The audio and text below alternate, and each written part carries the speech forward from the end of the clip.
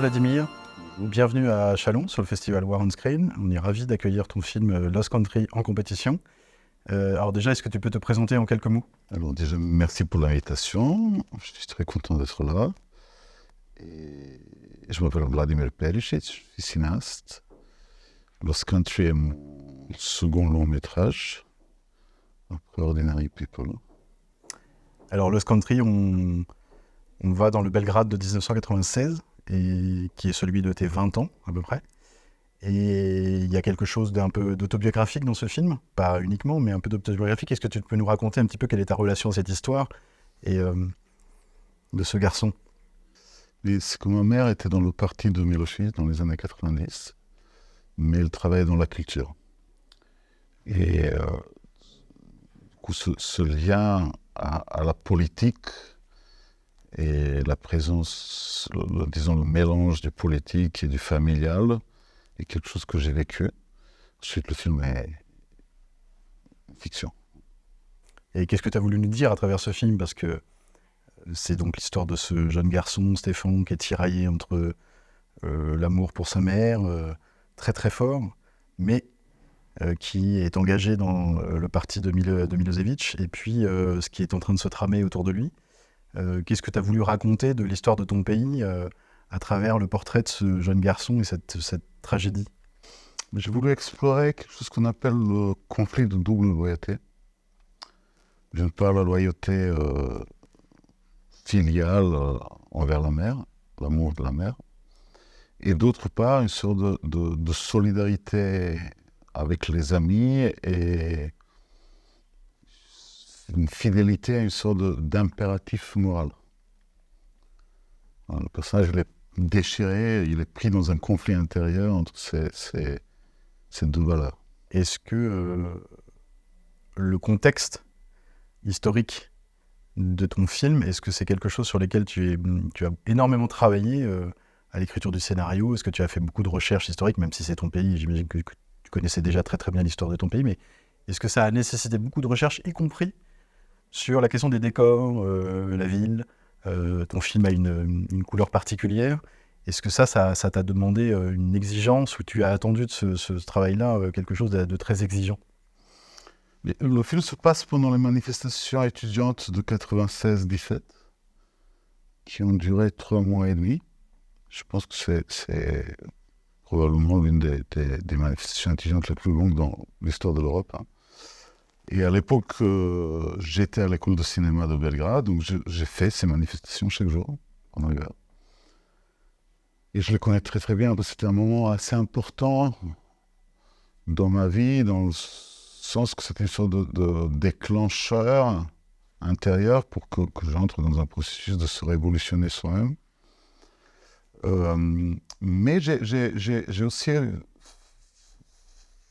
fait un travail de recherche dans les archives, et j'ai retrouvé exactement ce qui s'est passé jour pour jour, tous les 3 mois et demi, avec toutes les déclarations des politiques, avec les déclarations des étudiants, les politiques d'opposition, les annonces par les médias, comment c'était présenté. Il y a beaucoup de ça qui est entré dans le film. Alors, je voulais à la fois un film qui est historiquement juste sur cette période, mais je voulais aussi un film qui peut s'actualiser aujourd'hui. Je ne voulais pas faire un film historique ou une reconstitution historique. Parce qu'il y a quelque chose dans ces démarches un peu poussiéreux ou antiquaires. Voilà. Donc, par exemple, sur les lieux, je voulais retrouver les parties de la ville qui n'ont pas changé, qui sont restées comme dans les années 90. Et ce qui m'a permis d'avoir une approche au tournage presque documentaire. Voilà, donc j'ai choisi de filmer dans un quartier, qui est le quartier dans lequel j'ai grandi, et l'école dans laquelle je vais. Et il y avait des parties de ce quartier qui ont pas mal changé depuis. En fait, je me suis rappelé que quand j'étais gamin, j'avais une bande d'amis, et on avait comme une sorte de jeu. C'était un groupe secret dans lequel tu pouvais entrer que si tu connaissais les arrière-cours, les passages arrière de ce quartier. Et on faisait, il y avait une sorte d'examen d'entrée, il fallait arriver à faire des parcours par les arrière-cours assez vite d'une rue à une autre. Voilà, donc je me rappelais de ça, je suis allé voir ces arrière-cours qui n'ont pas du tout changé. Voilà, donc j'ai décidé de filmer ce quartier de dos, d'une certaine façon. Ce qui m'a permis de travailler presque comme un ready-made. Hein. Et pareil, pour les appartements, on a retrouvé des appartements qui sont restés dans les années 90 et il y avait très peu d'interventions. Est-ce que tu me parler de ton comédien qui joue Stéphane? Comment est-ce que c'est quelqu'un qui avait déjà joué au cinéma? Est-ce que tu le connaissais avant? Comment ça s'est passé votre rencontre et comment est-ce que vous avez travaillé ensemble sur son personnage? Parce qu'il est absolument central, hein, il est quasiment de tous les plans dans ce film. Mais j'ai fait un très long casting. J'ai vu presque 2000 gamins. Et dans le scénario, j'avais des scènes de water-polo. Mais comme le water-polo est un sport assez compliqué, j'étais prêt de changer ça. Si le gamin que je trouve, il fait du volleyball, j'aurais changé en volleyball. Mais quand on n'arrivait pas à trouver, je me suis dit, bon, allons voir le club de water-polo. Et je vais dans l'Étoile Rouge de Belgrade. Et il y a quelque chose, l'entraîneur les appelait au bord de la piscine pour leur expliquer qu'on est venu pour le casting, les gamins. Et tous les gamins regardaient l'entraîneur. Moi, j'étais un peu de côté. Il y a quelque chose de Yovan qui me regardait moi et dans son regard qui m'avait frappé. Donc, je suis venu après l'entraînement lui dire que j'aimerais qu'il y ait un casting. Il est venu 2 ou 3 jours plus tard avec son meilleur ami, qui joue son meilleur ami dans le film et qui est aussi avec lui s'entraîne au water-polo dans le club Étoile Rouge.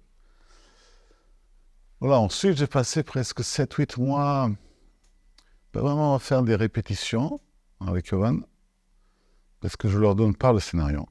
Je leur dis quelle est l'histoire, pour qu'ils soient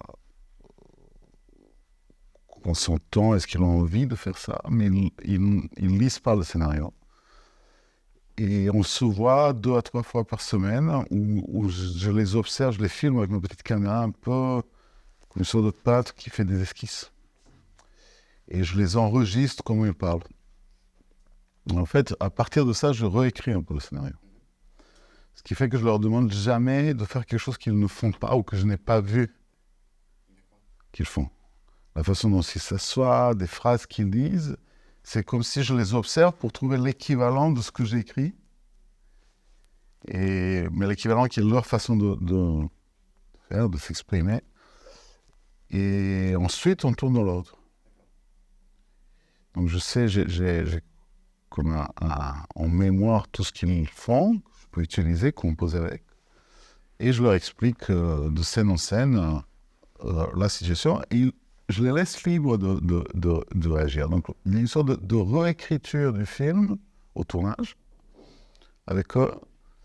Et donc, ce n'est pas un travail d'interprétation du personnage, c'est un travail d'incarnation du personnage. Alors, une dernière question, parce que tout à l'heure, tu parlais de ton premier film, Ordinary People, qui était, je ne sais plus quel terme tu as employé, mais qui n'était pas vraiment une déclaration d'amour au public, et presque un film presque mal aimable, d'une certaine manière. Hein, c'est pas péjoratif que je dis ça, mais dur et il cherchait à être âpre. Assez radical et âpre.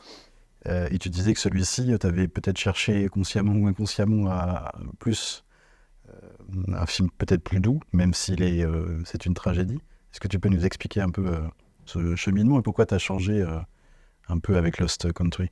Quand j'ai fait Ordinary, il y avait une sorte d'urgence pour moi de faire ce film parce que Radon Karadžić et Ratko Mladić n'étaient pas arrêtés. Et les crimes n'étaient pas jugés. Donc, on était dans un pays hors la loi où le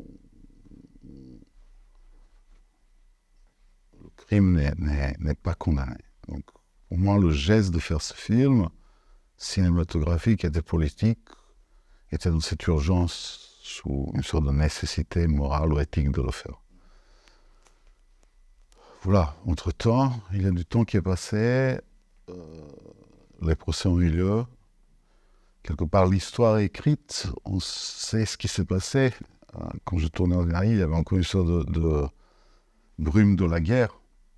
Donc on n'a pas entendu tous les témoignages des victimes ou des témoins, et que les procès n'ont pas eu lieu, cette guerre n'était pas finie. Hein. Voilà, donc il y a quelque chose qui un peu s'est peut-être apaisé en moi, avec cette distance dans le temps, qui est aussi une distance historique, et qui m'a permis de faire quelque chose d'aller plus vers du romanesque, ou plus dans la narration, dans le récit. Parce qu'Ordinary People, c'est un film qui est une sorte de description phénoménologique d'un crime de guerre, mais il y a très peu de récits, il n'y en a presque pas, quoi. Voilà, donc j'avais cette volonté d'aller vers plus de récits, et c'est Alice Fincourt qui m'a pas mal aidé, parce que je pense qu'il y a une part de moi qui s'est refusée longtemps au récit. Parce que le récit, c'est aussi faire sens, et j'avais du mal à faire sens de cette guerre avec Yougoslavie. Voilà, et puis, quand je dis une lettre d'amour, oui, c'est une lettre d'amour à un pays qui n'existe pas, une sorte de mère patrie qu'on perd. Alors j'ai une dernière question, on va dézoomer un peu par rapport au film. Tu es né à Belgrade, mais tu as étudié la FEMIS notamment. Donc j'imagine que tu vis à Paris, si j'ai bien cru comprendre. Donc tu as un double héritage culturel. Et quels sont en termes de cinéma pur, je crois que tu es quelqu'un d'assez cinéphile, tes références à la fois au quotidien et puis dans ton travail de cinéaste, c'est quoi tes références, tes influences? Rossellini et Bresson, c'est les deux pères de la modernité au cinéma. Ensuite, il y a la nouvelle vague française, et disons plutôt Godard, Rivette, Rohmer, Kiarostami. Et dans les cinéastes actuels? Kaurismäki. Kaurismäki. Ouais. C'est un cinéaste que j'admire depuis très très longtemps, mais qui vient aussi de cette famille de cinéma bressonien dans laquelle je me sens à la maison. Puis le cinéma japonais. Je suis aussi admiration pour le cinéma portugais. Ronaldo Oliveira.